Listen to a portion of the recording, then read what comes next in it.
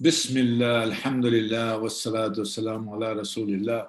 So, what did I say? What are these phrases? These are the phrases used by Muslims because they always begin by praising the Lord God Almighty, who is the sustainer, provider, who is all powerful, all knowing. So, we always begin by praising Him and thanking Him. We say, Alhamdulillahi Rabbil Alameen in Arabic.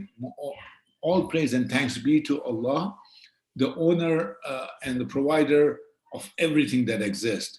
Everything in the heavens and the earth is praising Him. So we become part of that praises by praising Him as we begin. And we say, always say Bismillah in the name of Allah. And also, wassalatu salamu ala Rasulillah, we say peace and blessings be upon all the messengers of the past, including and not just extensive to the last and final messenger Muhammad sallallahu alaihi wasallam, who was sent to humanity at large as the final messenger with a final message. And that is what, inshallah, God willing, you will get to know today a little speck into what that message is. So, Jazakallahu khairan for coming. May Allah provide you with the best of this day. We will try to begin with, this is the Islamic Glance class from Islamic Association of Raleigh, which is every Sunday between 2 to 3 p.m. You're always welcome to tune in, or you can always go back to view those classes on YouTube and on Facebook with the IAR, Islamic Association of Raleigh. Today we have Sister Tammy, who is going to speak about the miraculous nature of this. Is such an in-depth topic, but for an introductory, it is going to be a little just basic. But before I hand over, let us begin with what exactly the Quran sounds like. Is it just some kind of music that's just passing by and we feel about it, or is it just something touching the heart? So I'm going to go to share screen and open up. Let me, yeah.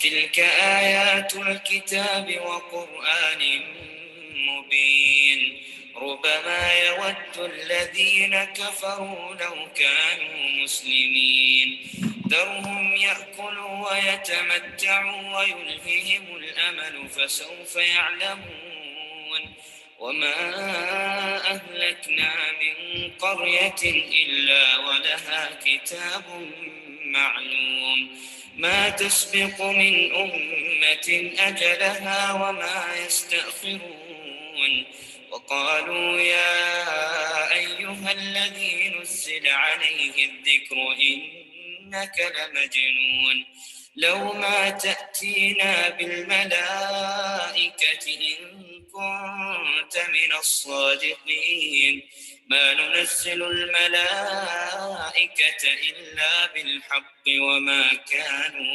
وما كانوا إذا منظرين. Would you like to be part of the first ever mega da'wah center in the U.S.?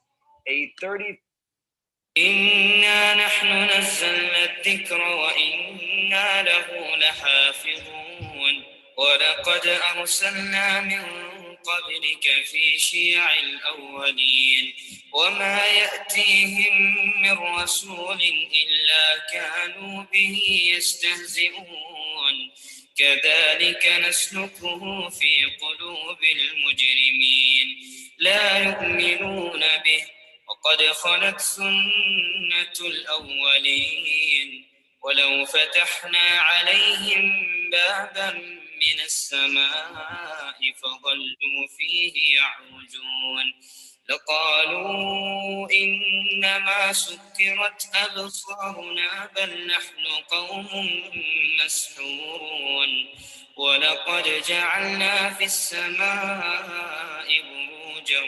وزيناها للناظرين وحفظناها من كل شيطان رجيم إلا من استرق السمع فأتبعه شهاب مبين والأرض مددناها وألقينا فيها رواسي وأنبتنا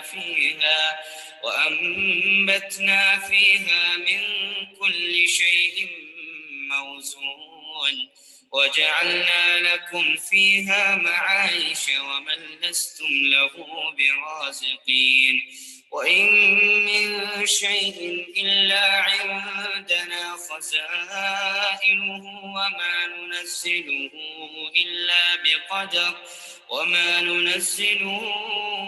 إلا بقدر معلوم وأرسلنا الرياح لواقح فأنزلنا من السماء ماء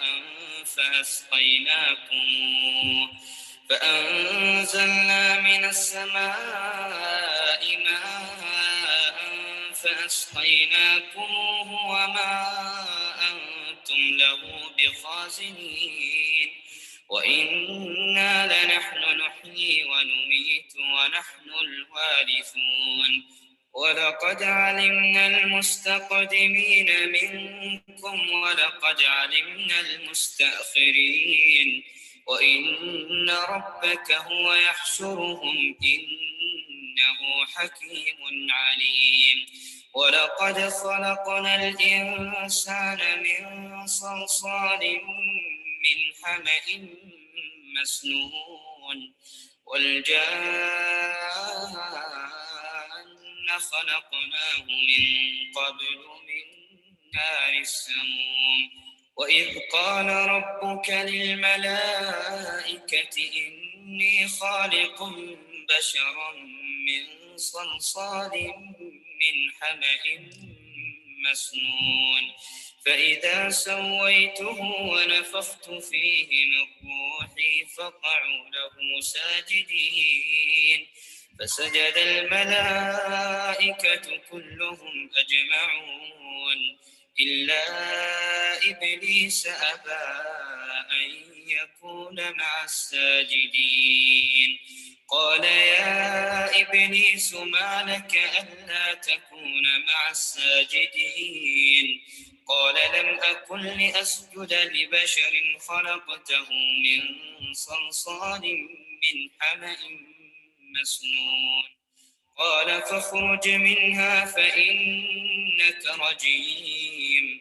وإن عليك اللعنة إلى يوم الدين قال رب فأنظرني إلى يوم يبعثون قال فإنك من المنظرين. Subhanallah, Subhanallah. So this is stop the share. Alhamdulillah, Summa Alhamdulillah, as you could see the rendering and how the Creator has so clearly defined things. It's just amazing. You can't accept that this has to be from the Creator. A sound and the words are so powerful and so profound. So given that the miraculous nature of Quran, how it was revealed 14 centuries ago, how it is now preserved to the best in the manner it was revealed to this day, no questions about it. Wherever you do the research, you will find it exactly the same. So Sister Tammy, please come on in and give us your take on the Quran and how you found it to be and everything you need to say about it. Thank you. Thank you so much. Bismillah ar-Rahman ar-Rahim. In the name of God, merciful to all, compassionate to each. I'm just going to go over an article that I had that I discussed in a class that I had. And it just goes over the very basics. It's a very deep topic on, what do the Muslims believe about the Quran in terms of its miraculous nature. So let me put this in the chat in case you want to go back later. There you go. That's the article.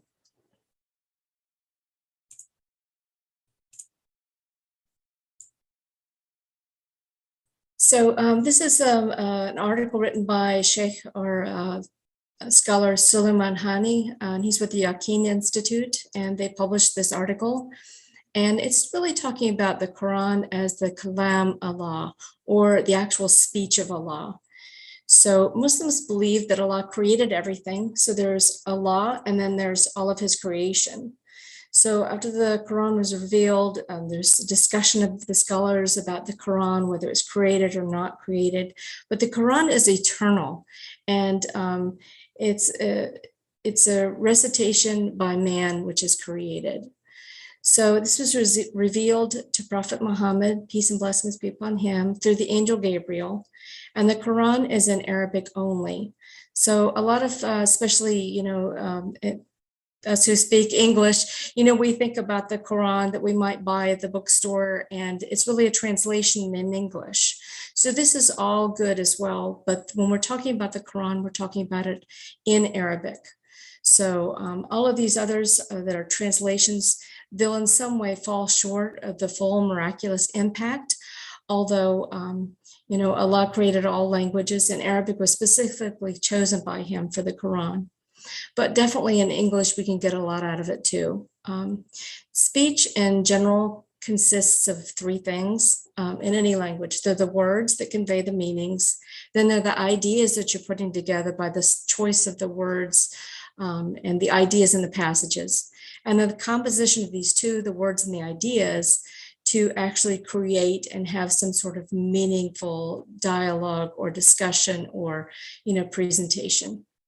So scholar Hani, he says in his article, if you contemplate the Quran, you will not discover anything more eloquent or more harmonious than its words, nor will you discover any composition more beautiful, more concordant, or more appropriate than its composition. As for the ideas in it, it's clear that any intelligent person, that they are what minds will testify to having precedence in their subject matter and to rising up to the highest levels and highest ranks of refinement in their qualities. But one will only find all of them in the speech of the all-knowing, the almighty, whose knowledge comprehends everything in essence and number. So it's of such a high level. When you start reading it, you'll realize there's nothing else like it that you've ever read for any reason. It's not like any newspaper article. It's not like any book you've ever read. It's not like any letter you've ever read from someone. It's vastly different. And each verse, the Quran is set up in terms of different chapters. It has 114 chapters in it and about 6,000 different verses. Those verses are also called ayah or ayat in plural. And each of one of those is that word ayah means verse. It can also mean the word sign, like a sign, a notification of something. And he has in his article, he explains how this is a sign. He's talking about it. It's a sign of the Quran's truth and perfection. All of these different signs are signs of the Quran's preservation, its memorization on an unmatched scale, with the millions of people that have memorized the Arabic word for word, whether they lived a long time ago or live now or will live in the future. And a sign of its miraculous nature, that's what we're going to talk about today, and a sign of its impossibility to imitate it, signs of its universal benefit for all societies, not just Muslims, but all societies that have ever lived or will ever live, a sign of its impact on the heart and soul, a sign that is without errors or contradictions, a sign that it gives knowledge of the unseen world just being anything that we can't see. For example, we're finding out, every day about some other kind of creation of Allah, something maybe at the bottom of the ocean that we've never seen, something that we don't see, things that you have to have a microscope to see, that are very small, things that we didn't even know that were there or we didn't understand the way that it worked. Signs of predicted matters that occurred in the future, signs and matters of the natural world that have yet to be discovered. And some of that is what I was also referring to, things that we didn't know. There's still things in nature we don't know that we're studying and we hope to understand someday. And it's also thus a sign that the final miracle and message of God to mankind until the day of resurrection. So this was all made clear in the Quran, and clear the more that you study it and those kinds of things. But in this, it's just kind of laying out the plan of what does this mean for it to be a miraculous nature? How can we feel and know that this is a miracle? So it talks about the inevitable nature or its failure to be actually, recreated by mankind to be anything similar. So this is due to the otherworldly eloquence of it, the description of hidden matters, and the absence of errors or contradictions. So there have been many scholars over time, over the last 1400 years, to really look into the Quran and why is it a miracle? How do we know that it's a miracle? What does this make sense? And a lot of people that were naysayers, they really didn't want it to be a miracle. They wanted to disprove that it was a miracle. So people looking at it from one side or the other and trying to look at this. And there was one scholar named Khattabi, and he died in 998. So a long time ago. He said the Quran is miraculously inimitable because it has come forth with the most eloquent words compounded in the most beautiful composition, containing the most valid ideas, such as believing in the unity of God, declaring him to be transcendent in his qualities, calling humanity to be obedient, elucidating the way of worshiping him, as well as prescribing what is permitted and what is prohibited, what is forbidden and what is allowed, in addition to admonishing and correcting, commanding what is good and forbidding what is evil, and guiding to good qualities and restraining from bad ones. In all of this, it has put every one of these things in its place, which cannot be substituted by a more appropriate one, and nothing can be imagined that is more suitable than it. So imagine the millions of people that have read this, either because they believed in it or because they didn't believe in it and didn't want it, and trying to disprove that somehow there's something out there that's better that they could write. So there's actually a challenge to man to produce something like it several times in the Quran. There's a famous scholar, Suyati, I'm sure I'm not saying these names right, forgive me. He died in 1505, and he summarizes this history of the challenge. He says the prophet brought the challenge to them. They were most eloquent, how do you even say that? Rhetorical, so logical thinking, trying to encourage people one way or the other through their logic. He was challenging them to produce the entire Quran like this. And many years passed, and none of them were ever able to do it. So then God says, let them produce a recitation similar to it, if indeed they are truthful. Then the prophet challenged them to produce 10 chapters like it, and where he says, say, bring 10 chapters like it and call upon whomever you can besides God if you're truthful. So not even just one person, but, gather together and see if together you can do it. And they were not able to do the 10 chapters. Then he challenged them to produce just a single chapter where God says, or did they say to say to him, the prophet, that he has forged it? Say, bring a chapter like it and call upon whomever you can besides God if you're truthful. Then the Arabs were unable to produce even a single chapter like the Quran, even despite their being such eloquent in their language and in their discussion, and poets and those who would get up and recite other kinds of language and other kinds of writing and all this kind of thing. And he declared this openly, announced this, and yet they were unable to do even a single chapter. And so then finally, Prophet Muhammad, peace and blessings be upon him, he announced their failure and their inability to meet the challenge. And he declared that, no one was going to be able to do this. So they all tried, to produce something like it in terms of the various facets that are found in the Quran. So in other words, just various criteria that would be required to reproduce it in some similar fashion. And so without having to actually follow each one of these facets, you really haven't developed something that's similar, because the Quran actually has all of these miraculous facets to it. And they list 12 of them. One is the inimitability of the Quran, its ability to actually be written in some fashion like this and to cover the same kinds of things. 2, the literary miracle of the Quran, and we're going to go over that a little bit more later. The preservation of the Quran, of all of those millions of people who have studied the Quran and learned to recite the Quran and understand what it is and what it is not. It contains predictions about the future that nobody else has had anywhere else and that have come to be true. The lost knowledge of the past. So even other other kinds of revelation that has come to prophets before that has been written, but written by mankind to try to preserve that has been changed potentially or not written correctly, those kinds of things. So lost knowledge for one reason or another. Maybe the written forms have been lost or damaged and are no longer available. So 6, knowledge about the natural world that's out there. Like I said, we're always discovering something in the world that we didn't know before and learning more about nature. 7, elucidations about the origins of life. Things that we didn't know before or how it came to be, things that we would not have known because we weren't around at the time, things that we couldn't have seen or understood with our own senses. 8, the existence of God, his names and his attributes, things that God himself has told us about and given us at least a sprinkling of so that we can understand it. Because if it's not something that we can experience or see or feel or at least feel in our hearts, then there's no way for us to understand what we're talking about. 9, the universal laws, the objective morals, and the guidance.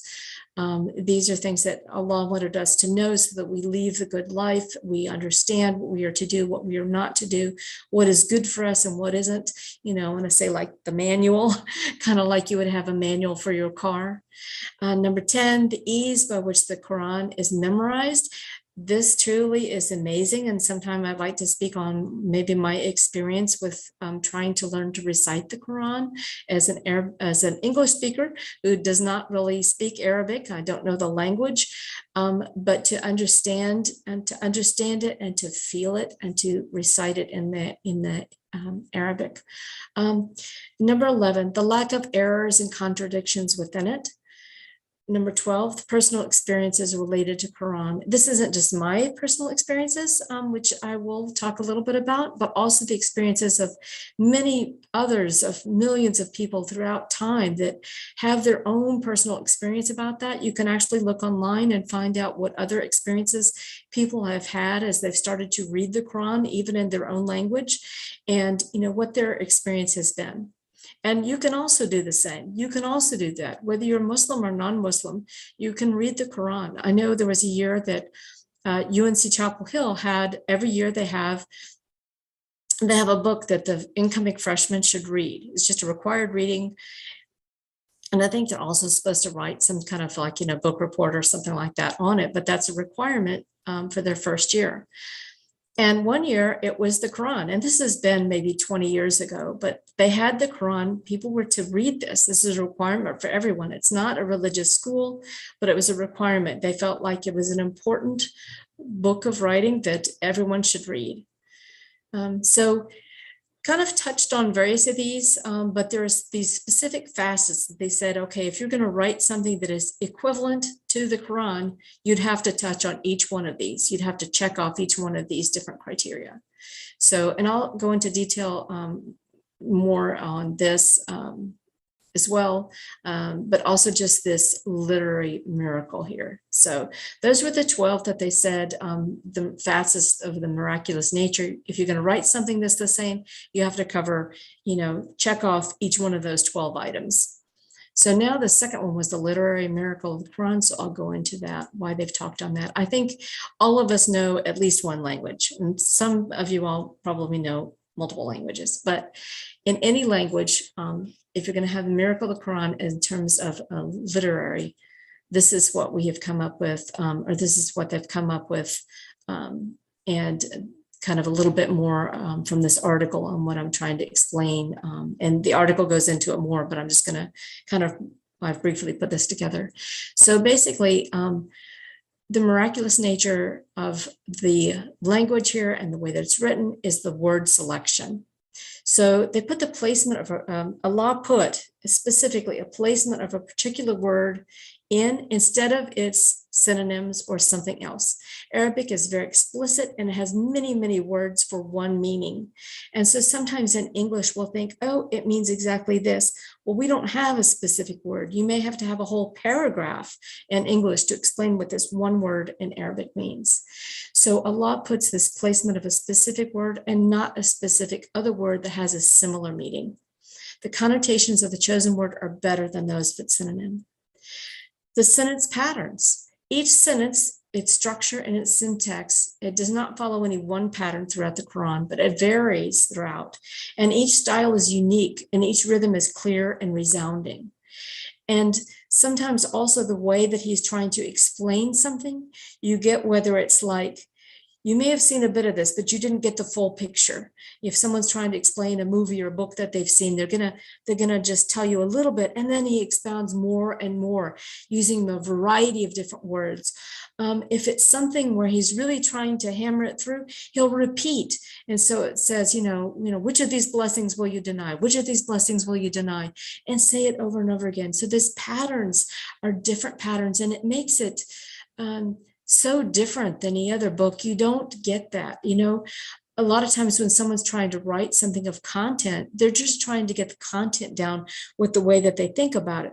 But this, it's almost saying, I know who you are. I know how you think.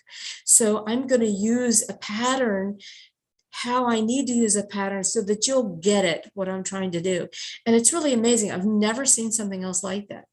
The use of tense, or maybe multiple tenses, the use of different or multiple tenses, past, present, plural, singular, to illustrate a deeper meaning of a passage.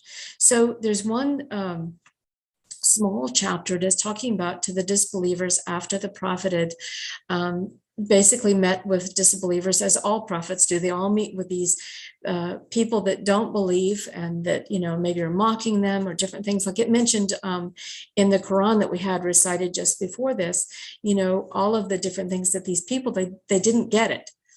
And that's okay. They just didn't get it. They didn't understand. So the Quran is there to try to explain more. And these different uses of tenses is in this one chapter called the disbelievers. And in there, this is after the prophet has tried to explain to them and they don't get it. And so he finally says, okay, that's okay. We'll just agree to disagree, basically. And so he says, I have my religion, you have your religion. He says, I will always have my religion and you will always have your religion.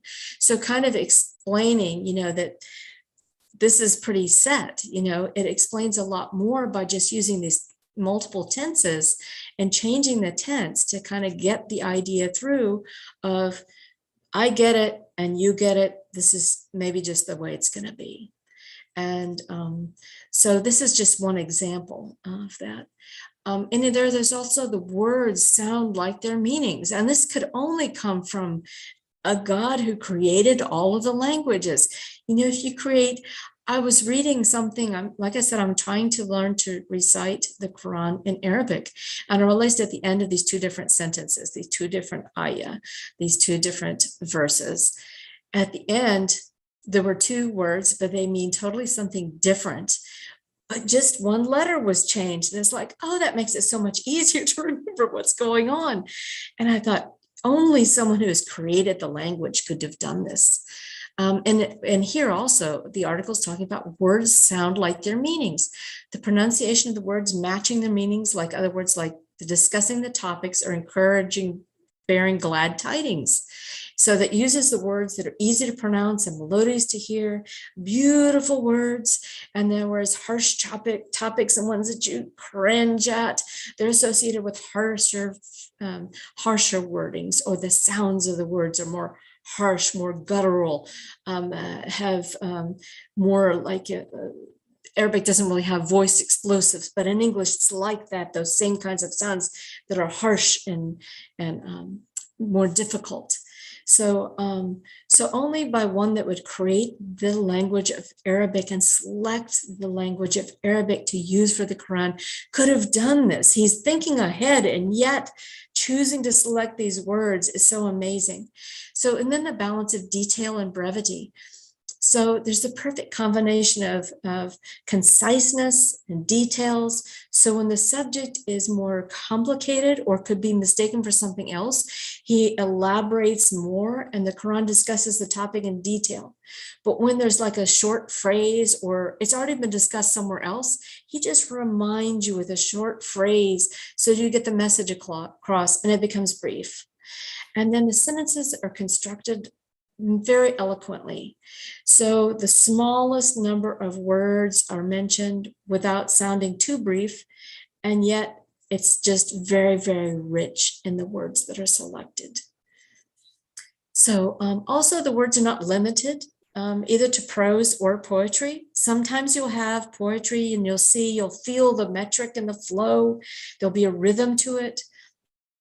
And then other times it's not, it's just specific prose and very detailed, very explicit. So the rhythms of the syllables are more sustained than in prose, and it goes, and sometimes it's less patterned than poetry. Sometimes it won't follow the explicit metrics of a certain time. And then other times it's like even the prose is very melodic and, you know, it has this harmony to it and it has this balance to it.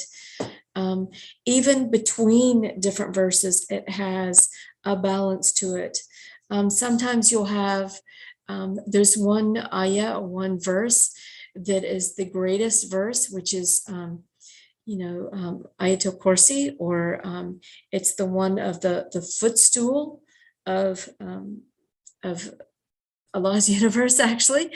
And so it's really just talking about something that's so fundamental, and each verse within it, it goes back almost just like a pattern from the beginning and the end, and the last and the first are the same, and the next and the next and the next and the next. The middle talks about the meat of it.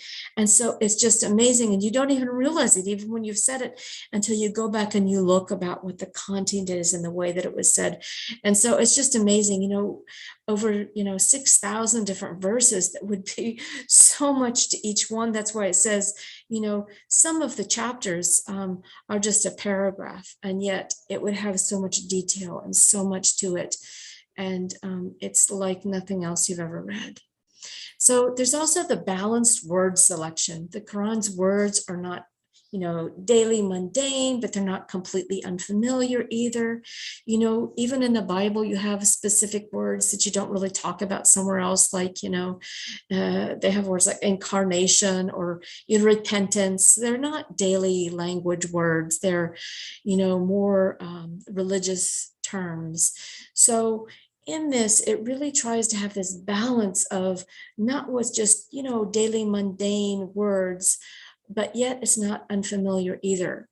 So they're recognized as being balanced and yet noble in their purpose. Another part about this literary nature of it, it has very complex and exact expressions that are used for very complicated content. So it's very concise when it needs to be, and it has striking clarity when it needs to be. So that actually someone who is an Arab speaker and they just pick it up, as people did at the very beginning, they would just hear it and there would just be an Arab speaker and they didn't know what it was. For example, if you think about, the housing that they lived in, you could hear from outside the house a lot of time they would be reciting Quran. And so someone could understand what they were saying without much difficulty. And at the same time, it's very, very profound in its topics and its words and the flexibility it has in there.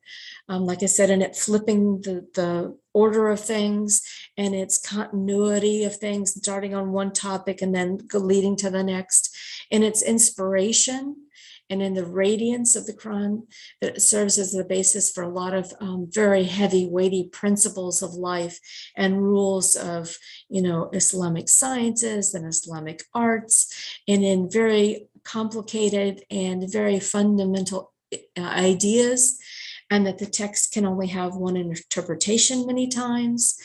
And so the Arabic is really chosen very, very specifically with the greatest of care. And it can only be by a God that would have all understanding, all knowledge, and would actually be the one that could create all language. And then also this article talks about the majestic empathy in terms of the logic or the matters of the heart.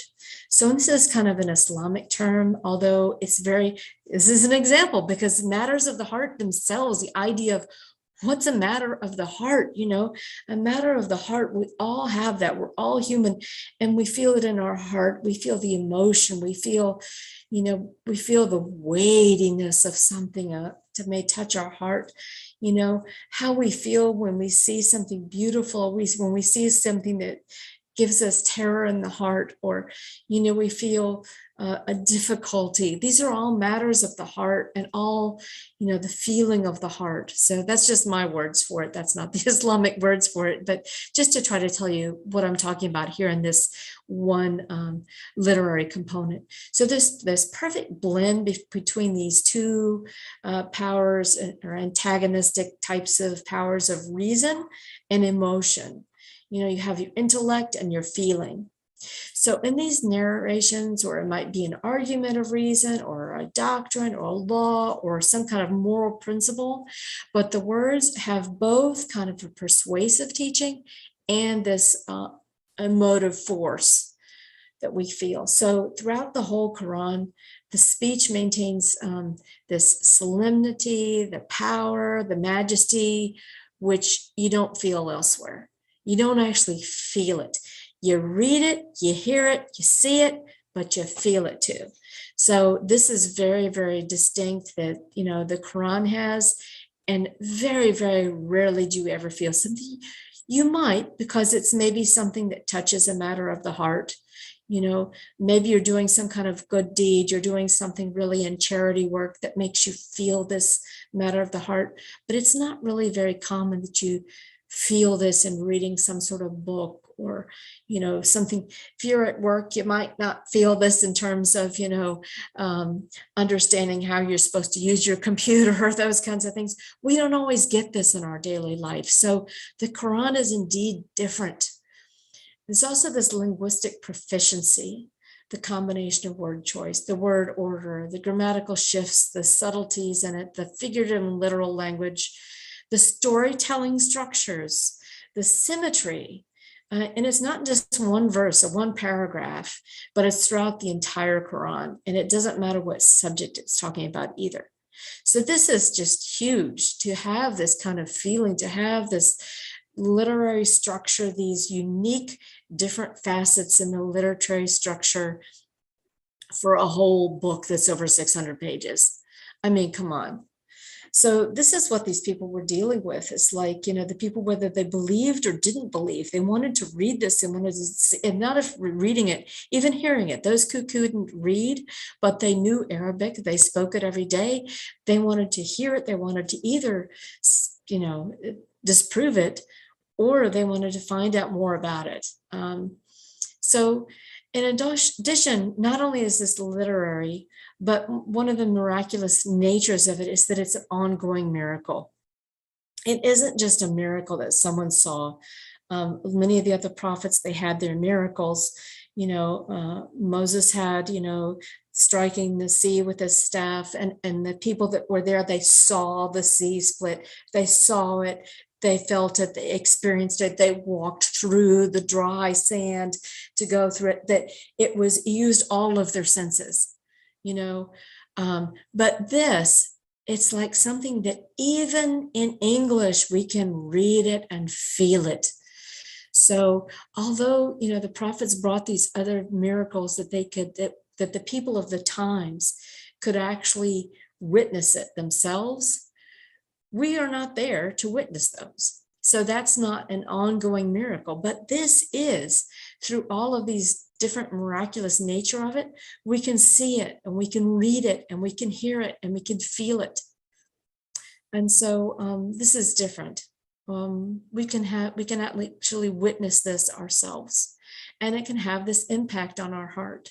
So there are a lot of, throughout history, there's been many reports of conversions to Islam called by listening to the recitation, just how beautiful it was, or for those who understood the Arabic at the time, or who read a translation, and it's just the amazement and awe of disbelievers, even if they didn't want to convert, just how amazing it was. People who knew the Arabic, people who read it, if you read the Quran, even an English translation, you may see something that touches your heart. You may see the beauty of it, or you may at least understand what it's saying, and at least understand the English portion of it.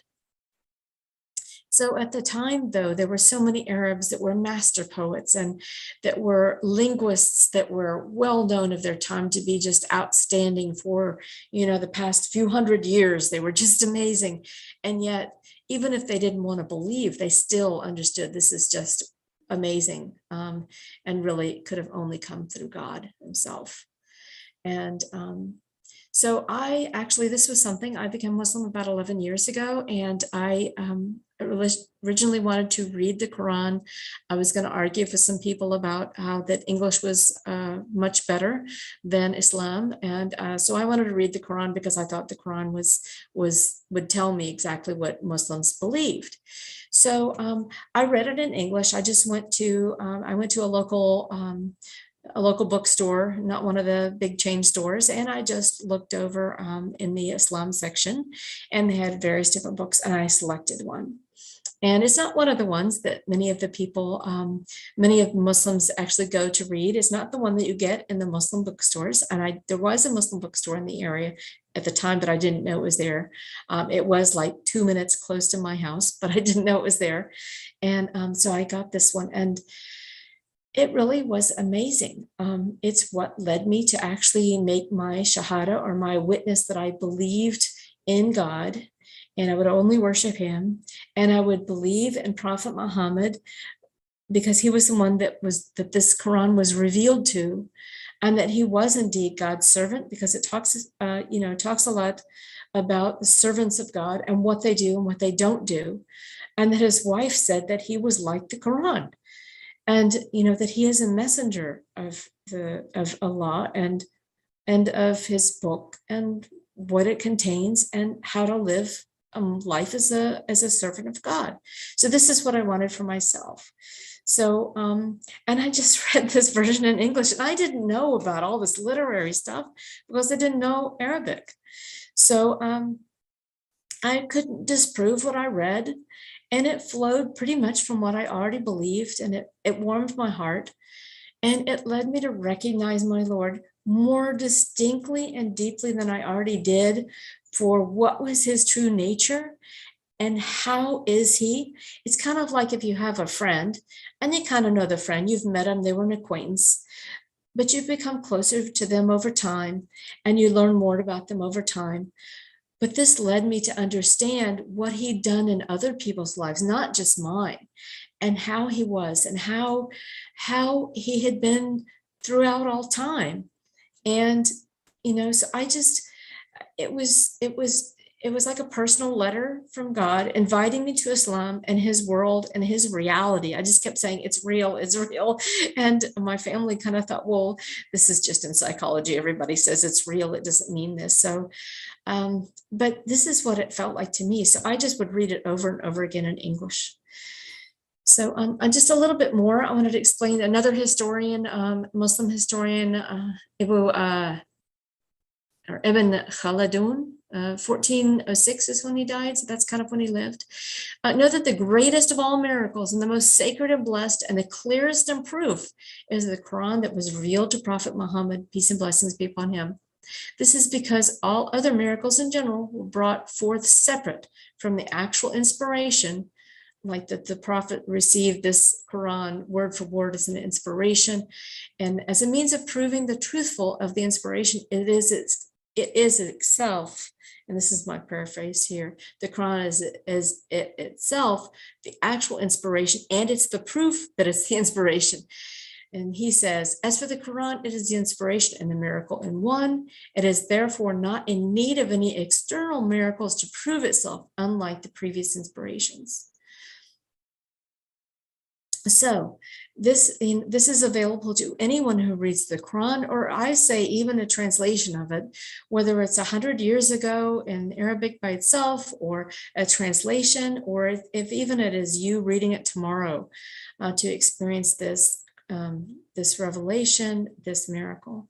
There's another scholar, Ibn Taymiyyah, and he said all the factors together, all of these different facets that we've talked about, the literary nature and the challenge to reproduce something like it was, just all of these different things, and together show that the miracle of the Quran also lends itself to the miraculous nature, rather than each factor that having these all in one is indeed one other factor that needs to be presented in anything else. So just to kind of pull it together, I hope that this descriptions and explanations were clear. I've given you in the chat the link to this article, and this is just my description of it and why I really feel this in myself. And may Allah and you also forgive me if I've made any mistakes or bumbled through in my wordings, but you can read the article yourself. And if there's any questions or comments on this, on what I've said, or on this article, or on any other topics in Islam, if you want to come forward, Brother Fiaz is here, and Sister Tassin, or I will try to do our best to help with that. So thank you so much.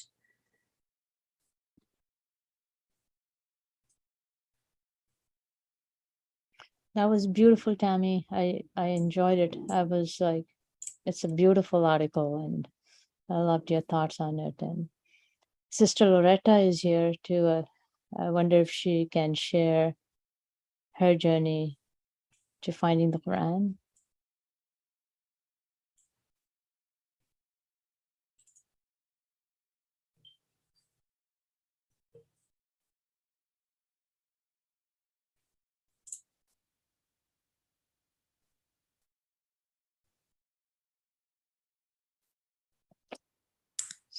So, have you found a good translation that you like, that you go to?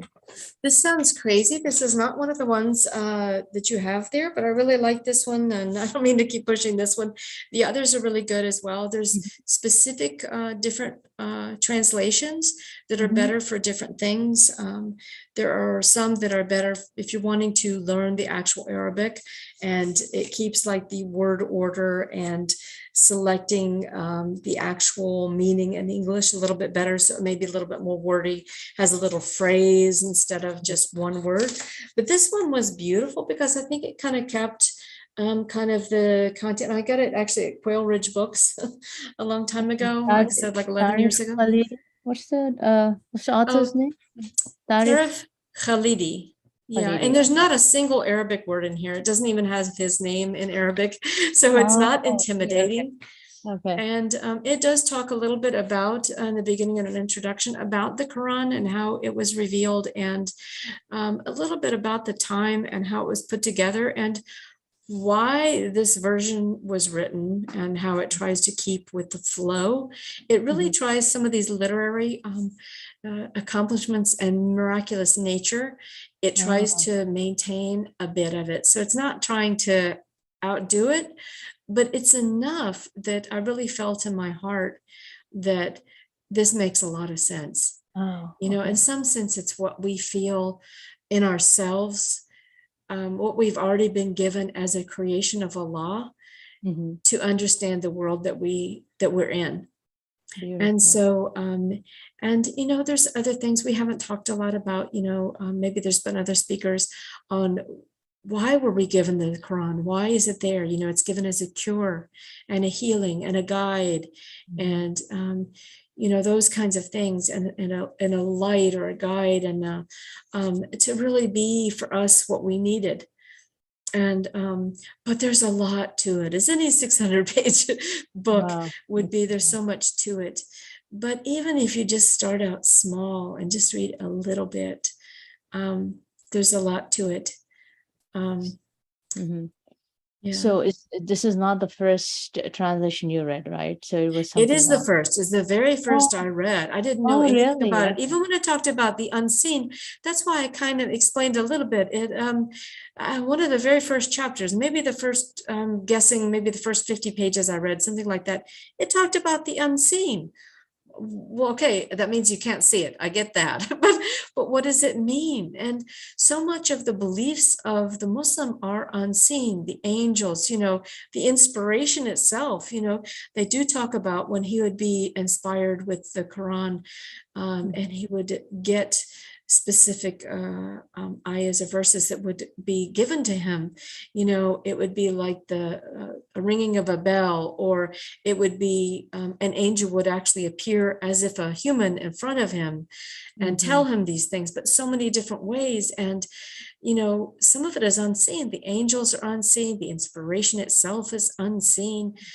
So many of these things are unseen to us, and yet we believe in them because it's a unified whole. So, maybe that's one thing. Maybe for us to understand it all, to us to all grasp it, maybe it takes us 600 pages, or maybe it would take me 600 some pages. But even in English, it was enough for me to say, yes, I want to change my whole life and commit myself to this. And if it means, okay, I've never covered my head before. I didn't really even wear scarves around my neck much. Maybe I had done once, but it wasn't something that I did. And, maybe people might think differently of me. What would my family think? I had been very involved in church growing up. And, how would they think if I had changed? So, but I kept saying, it's real. It's the truth. It all fits. I can't find a hole in it. It's not wrong. And it fits in with what I already know. So if it fits all together, if I say one thing's wrong, am I then saying everything I already know is wrong? And how does that work for me? That doesn't, then I'd have to change, so one way or the other, I have to change, because otherwise I'm either changing and making false all the things I already know and believe and how I already am, or else I have to change and envelop all of this that is the Quran. Wow. So so it really, puts to point that. So I can understand how the people of the time, being very knowledgeable of Arabic and its language inside and out, and the poetry of it and the prose of it, and being the ones who really were brought forth as the experts, that they started, you'd have to. It's like you're a professor in something, and maybe you're a professor of the ecology of frogs, and somebody writes a great article and it's very inclusive of everything and it's well written and you have to read it. Yes. So they had to read it, and yet they were trying to come to terms with it. So Amazing. yes. Amazing. So I just hope that everyone, whether you're seeing this now or reading it there, whether you have any intention in Islam or you just want to know more, it really is a foundational book for humankind to really pick up and read, even a translation in whatever your current language is. Because it is so foundational. If a major university that is very well thought of as a research institution, as an institution of higher knowledge for all of mankind, then if they say this is a foundational book you should read, then it makes sense to pick it up and try to read it and make sense of it yourself.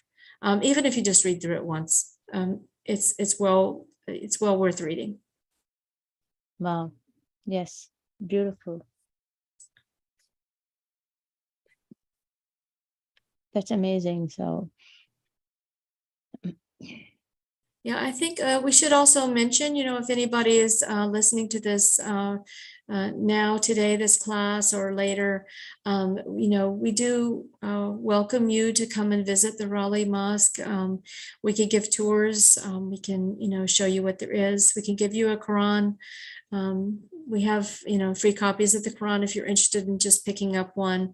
There's no obligation, no pressure when you come. You're welcome to come and just see what it's all about. You can come and witness a prayer. We pray 5 times a day there. Not everybody prays 5 times a day there. Many of us, like me, I tend to pray at home.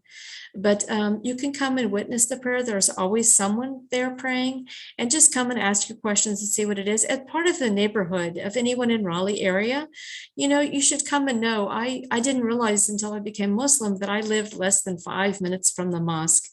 And, really honestly, this is something just like knowing, if you live in an area, you want to know the main sites in the town, and, to go and see everything that's available to you and enjoy it. And you should also know if there's a mosque in your area, and just come and see what it looks like. What is it about? What do people do there? What is it like? Like some Christians may be interested to know, we don't have pews there. There are some chairs to sit in, but basically people sit on the carpet. And that's kind of a vastly different idea. And just to come see what does it look like. We have a little cafeteria there that serves really great food. Come and experience this. Come sit down with somebody and just say hello. It's well worth just coming, being a neighbor. We have an open house usually the first Saturday of March, but you can call the mosque, the Raleigh Mosque, and come and see what it's about, and come talk to people, and come have lunch with us. So, it's part of just being a neighbor and coming to see what it is. Great. Thank you so much, Tammy. You did a great job. And yeah, exactly what I wanted to say. But yeah, thank you so much for covering all that. Thank you. I didn't even cover the whole article. It is more in depth, but it is a first article on this topic. So it is, if you are new to Islam, or you're not Muslim, you're, of some other religion, or you're not religious, if you just want to know more about it, it is entirely readable. And just go and find out, what he's explaining here, just the basics of it. So. Anyway, thank you for the opportunity, and may Allah forgive me. May you forgive me if I've said anything wrong, or I've stumbled across my own words or anything else from being nervous or anything else. So thank you so much. Thank you so much. Brother Fiaz is here. Alhamdulillah, Jazakumullah khairan. Indeed, this is a book about which there is no doubt. It begins that way. بعد أعوذ بالله من الشيطان الرجيم ذلك الكتاب لا ريب فيه هدى للمتقين. This is a book about which there is no doubt. There is guidance for those who would like to seek it. And so one may say, well, this is a book, so what? What's the big deal? No. If you're seeking that guidance, that profound nature about yourself and the creation and your creator, and all the aspects about this life, and is it going to end and go somewhere else? Everything is in, as Sister Tammy was saying, it's combined in a manual.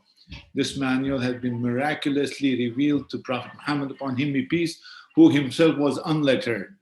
So like she was encouraging people, if you do not know, don't worry about it. Prophet Muhammad, upon him be peace, when he was given this by Archangel Gabriel, Iqra, I can't read. And the angel again repeated, Iqra, read. And the Prophet Muhammad said, how can this be an order when I can't even read? Iqra. And the third time again, the angel says, Iqra. He says, Ma ana biqarin. I'm not learned, I'm not a reader, I'm not. But the amazing fact, as it was alluded to you about this Arabic, it has so many meanings. You have to know what exactly is being spoken for. The fourth time, the angel grasps him and says, Iqra bismi rabbika alladhi khalaq. Read in the name of thy Lord who created. And then Prophet Muhammad, upon him be peace, he understood that what this angel was saying was to repeat, to rehearse, to recite, not to be from your own memory. So this is how those few words that came in more than 1440 years ago, and since then to this day, they're so relevant, so specific, so pure, that that's where everything began. And in the next 23 years of the Prophet Muhammad, upon him be peace, the revelation came piecemeal as the need arose, and it was completely combined in the book that today we call the Quran. As you know, it's of course translated in English for our understanding, but the original text remained the same. Like no other revelation that God came from Almighty God has been preserved in this way. This is the same book, same revelation that confirms the revelation before it. So Muslims have this point of believing that there was revelation given to Abraham, to David, to Moses, to Jesus, and again, the last to Prophet Muhammad, upon them be peace. So with that encouragement, we ask you all, and if you need a Quran, please write to us, call us, or simply come to the masjid, as we are told, to any masjid for that matter. We are only separated, demographically, but not denominally. We're all the same. You could go to Apex, Raleigh, North Raleigh, Durham, wherever you find a mosque, you can go there and ask for a Quran. They'll be glad to give it to you. They'll be glad to have your company there and then speak to you, as you were encouraged by Sister Tammy. Jazakumullah khairan. We always end by again praising Lord Almighty God by saying, May Allah reward for all those who have worked for this, and every moment that we spend in the learning of Almighty God, this is the best moment of our lives because they are recorded as such, and they will be spoken as such in the angels speak about them, said the Prophet Muhammad Sallallahu to Almighty God. Not that he doesn't know, but he would like to hear from the angels that yes, there was a class, they were trying to learn about you, and so forth, and Allah is pleased. So with that, we meet again, inshallah, next Sunday. Subhanakallahumma wa bihamdik. Ashhadu an la ilaha illa anta astaghfiruka wa atubu ilayk. Assalamu alaikum wa rahmatullahi wa barakatuh. Peace.